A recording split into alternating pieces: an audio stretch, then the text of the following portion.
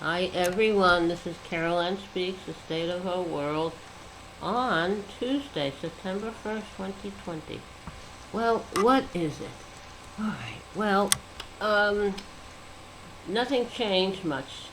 The coronavirus is still with us. As of early this evening, we had 6,088,784 confirmed cases in the United States. And we had 185,516 people have passed away from this virus. Totally unnecessary. The virus, pandemic, whatever you call it, has been totally mismanaged by various leaders around the world. Uh, there should have been total lockdown in every country to contain it, including here. Should mandate mask wearing and also mandated social distancing and only going out when you have to. But that didn't happen. So as a result, we have over 6 million cases in this country, and I believe worldwide there's many more, and we have over 185,000 people have passed away from this virus.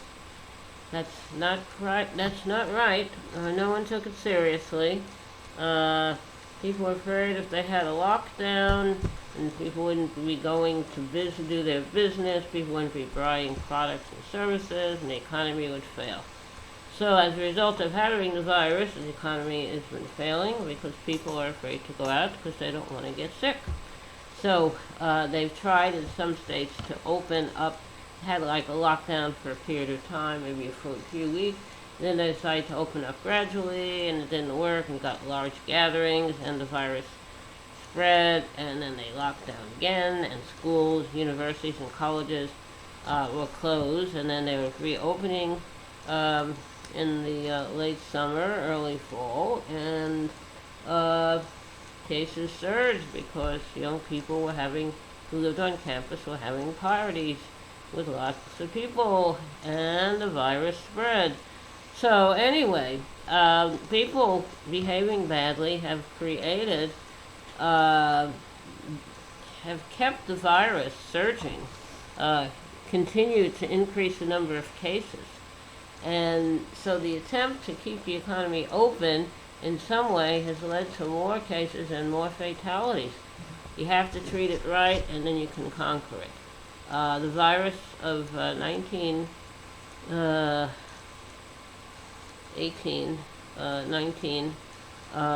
when President Woodrow Wilson was the president, started at a military base in Kansas and spread, and Wilson refused to acknowledge its seriousness, didn't want to warn anyone because he was afraid it would hurt the war effort, so they sent troops full of ships full of virus-infected troops overseas and infected the people there. And I believe, I don't know, maybe about 60 million people worldwide died from that virus. In the United States, about 600,000 died from that virus. Both cases, 100 years ago and today, negligence, ignorance, and we have the same situation. So we're doing our best to contain it. We have an election coming up in November 2020, chance to get new leadership and conquer this virus. New leadership at all levels. So make sure you register to vote. Find out who candidates will be on your ballot and what issues will be on your ballot, and study them, learn about them, so you can, decide what you want to vote for, and also volunteer to support candidates and issues that you support. So that's very important. Make sure that you vote. Also, we have a lot of racism in this country. It's in the DNA of the country. It started out with the colonists from the very beginning, and the Constitution regards non-white person as I think 3/5 of a person, not even a whole person. Amazing.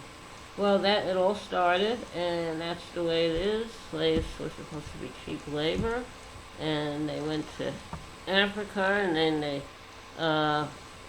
kidnapped people or purchased them from right-wing leaders in some African country, and they brought him here, and they had slavery here, and slaves became the property of their owners, masters.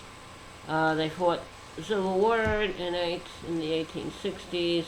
That was one of the issues. It was fought about because states wanted to secede so they could have slaves, and so we had the Civil War. The Civil War ended. Slavery was abolished. African American men were given the right to vote, but not women.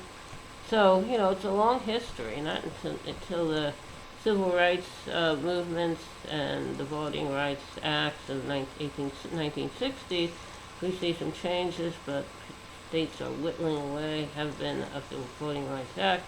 So we need a new Voting Rights Act, a new Civil Rights Act. And women didn't get the right to vote until 1920, and African American women and other women of color not until the 1960s. So we have a long way to go. We have to conquer. We have a couple of crises. We have the coronavirus pandemic. We have racism. We have police brutality. The murder of George Floyd by a white police officer in Minnesota caused a surge in protests against police brutality and racism. And then we have militia groups in various places in the country who they're anti-government, so they're not supportive of those who are fighting against racism, but they are protesting the protesters who are fighting against racism. Kind of strange, but that's the way it is, because these right-wing militia groups, these right-wing people are racist. So, alright, that's the state of the world. Now, what are you going to do about it?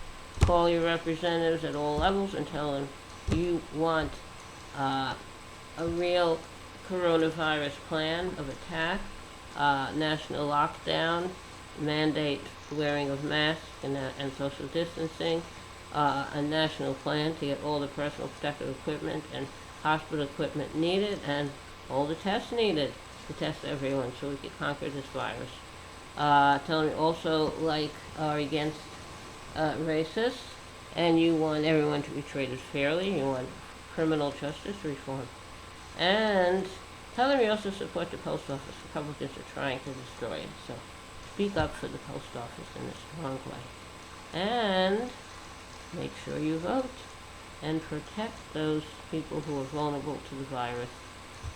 Essential workers, healthcare workers, first-line responders, those working in agriculture and farming, those in jails and prisons and detention centers, seeking asylum, those who are homeless and live in shelters or on the streets. So do what you can to support them. We have a lot of things to work on. There's no shortage, and we have the elections coming up in November. We have primaries that have been going on for a while and are coming to a close. So, do what you can, okay? All right. Now, I'd like to sing a little song before we go further. A song I'd like to sing is called Goodnight Irene. It was written a while ago by the Weavers, I believe, sung by the Weavers. And so it's back in 1950, so it's an old song. All right, here we go. Irene, good night. Irene, good night. Good night, Irene. Good night, Irene. I'll see you in my dreams. Last Saturday night I got married. Me and my wife settled down. Now me and my wife are parted. I'm gonna take another stroll downtown. Irene, good night. Irene, good night. Good night, Irene. Good night, Irene. I'll see you in my dreams. Sometimes I live in the country. Sometimes I live in the town. Sometimes I have a great notion to jump into the river and drown. Irene, good night. Irene, good night. Good night, Irene. Good night, Irene. I'll see you in my dreams. Stop rambling, stop your gambling. Stop staying out late at night. Go home to your wife and your family. Sit down by the fireside bright. Irene, good night. Irene, good night. Good night, Irene. Good night, Irene. I'll see you in my dreams. Alright, that was Good Night, Irene. Hope you liked it. I liked it. And thank you for listening. Now, what else do we have to talk about? Now, it's schools. Schools should not be reopened until it's safe to do so. No one should be forced to go back to work in a place where they can get sick or die from this virus. So I totally support keeping the schools closed, having students learn virtually until they're safe to reopen them, and also people in regular jobs, if they cannot work safely, they should not be forced to go back to work to a dangerous place. I think everyone should be provided by the government with a living wage to provide, so they can provide for their housing, food, and health care for themselves and their families until we get back to normal, whatever that is and whenever that is. All right, so I'd like to say goodnight. Thank you for tuning in this Tuesday evening, September 1st, 2020. Thank you for listening, and hope you come back again tomorrow for another visit with Carol Ann Speaks, The State of the World. Take care of yourself, take care of others, and remember, kindness goes a long way. Kindness goes a very long way. Thank you. Good night, all.